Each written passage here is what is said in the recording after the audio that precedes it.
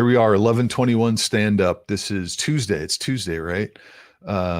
Weird week because of the holiday, so it is going to be shorter. But anyway, today we're going to talk about business enablement and cybersecurity, and can those two things coexist? I think it's, from my experience, at least in the corporate space, it's been one of the biggest points of friction is the security people versus the rest of the company, because the security people make our lives harder and more difficult. It's harder to do work because I got to click on things on my phone and they're always trying to trick me, and it can get annoying when you're outside of the cybersecurity space, and lots of friction there potentially.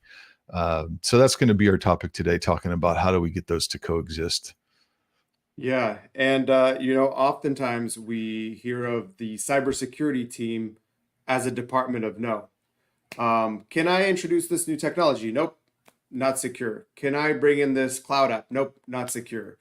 And oftentimes it will actually hinder the business, right? And so we, as cybersecurity professionals, really need to start thinking of, not being viewed as the department of no, but the department of yes, but here's how, Yes, right? and Yes, yes, and and that's the new way to do it, right? Because yeah, when you say yes, but psychologically people get defensive. They're like, you're about to tell me why it's not yes. So yeah, yes, yeah, and yeah, yes, and here are the proper guardrails, right? yeah.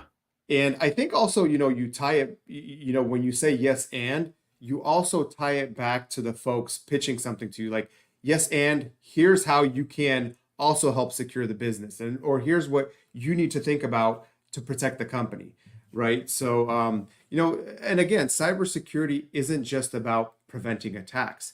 It's also about things like, ensuring business continuity, protecting brand value.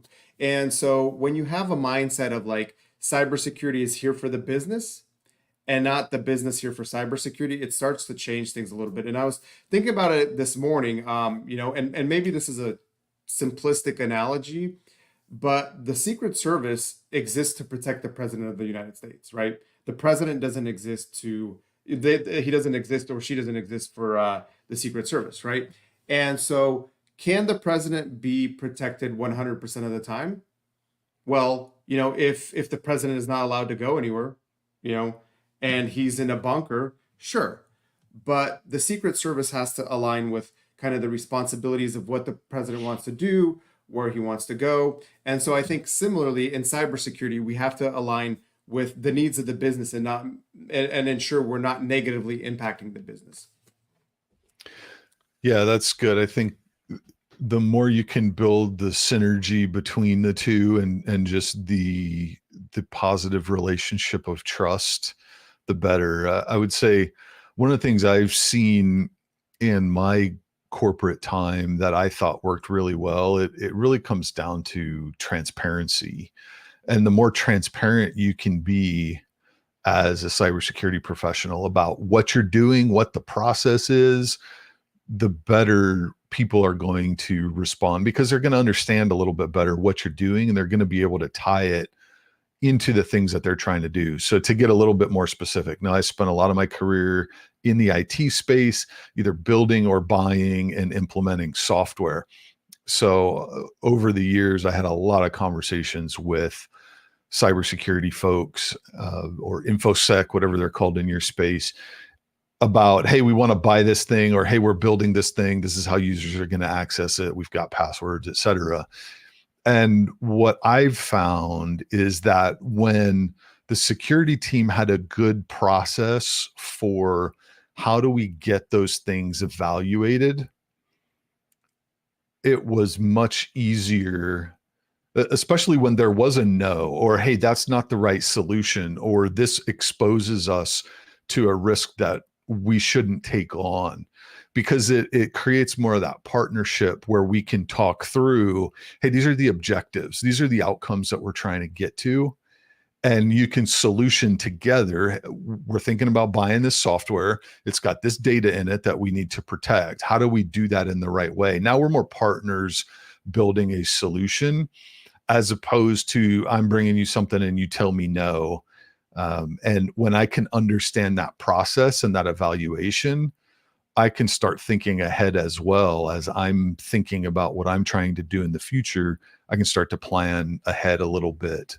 So the more transparent you can be and the more kind of just having a standard process for doing things like evaluating new software, that's going to go a long way in building good partnerships with your business partners and people you need to work with ultimately to implement things.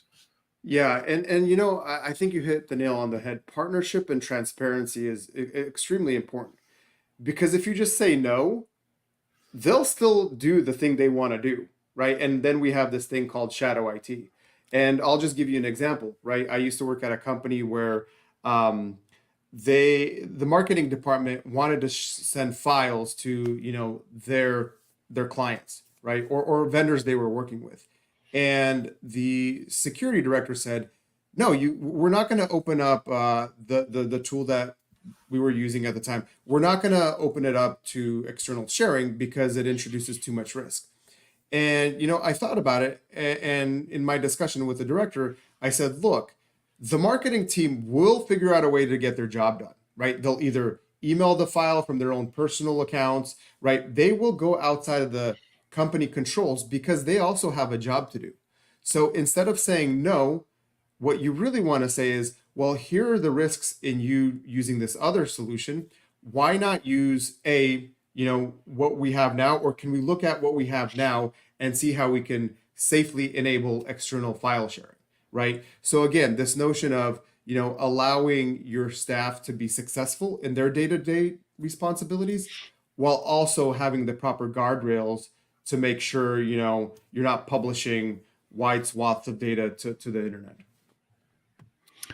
Yeah, that makes sense. I think in addition to just not saying no, um, let me think about how I want to say this in an articulate way. There's another piece there. Um,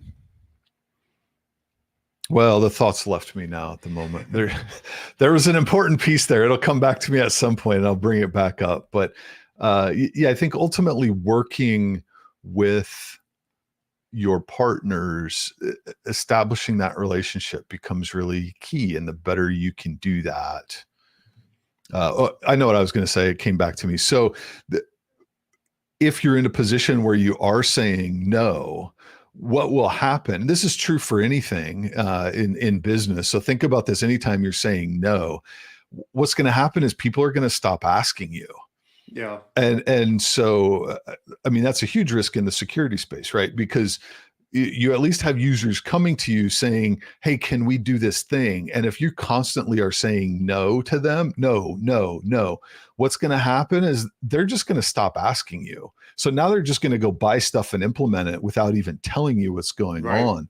You're not even going to have an opportunity to chime in. So that's another reason to get out of just saying no, is because I've seen it with security. I've seen it with IT in general. This is how, to your comment, this is how a lot of shadow IT starts, security or otherwise, is somebody in the business gets told no a bunch of times. And to your point, they have their own objectives to meet. Okay, fine. Well, you offered no other solutions. You just told me no. I've got to solve this problem. I'm going to go buy this software and set it up myself, and I'll get it connected, and you just won't know about it. So Yeah. it's super important to get out of the habit of saying no and get into the habit of saying, let's talk about this. Let's solution this together. Yeah, you don't want the cybersecurity team to be seen as a blocker, right? Blocking initiatives because everyone is busy and everyone is trying to do their jobs, right? So if cybersecurity is often seen as a blocker where you can't get stuff done, that will make it up to management. And to your point, Brian, yeah, the users will figure out a way to get bypass controls. Again, they'll use their own personal software or they'll use their own personal email. And then you wake up one day and all of a sudden you have, 180 shadow IT applications that you have no control over, right? And we actually saw this, at the company. We saw a significant amount of Dropbox accounts, personal Hmm. Dropbox accounts that used the company domain, right? So at company.com, not users' personal email accounts. And so all of a sudden, we had this issue on our hands where, look, we have not figured out a way to safely allow sharing of files externally. And now users have, 100, 150, 200 personal accounts using the company email address that probably have company IP, Yeah. sensitive data, with no visibility to the security team, right? Yeah, for sure. I think there are lots of risks there. Dropbox or OneDrive, personal OneDrive, personal Gmail accounts. There's a lot of damage that can be done uh, by folks using their own personal Yeah, applications to try and get their job done. And you just encourage that more when you say no. yeah. Well, and I think that goes back to, creating a security culture at a company, right? It's Hmm. not going to happen by itself. So you as the CISO or as the manager or director or the team, you have to educate management, your users to make sure that, they're aware. And for the most part, when you tell people why you're doing something, generally they mean well, right? Now that doesn't mean they still won't click on links or respond to texts or potentially open emails they shouldn't.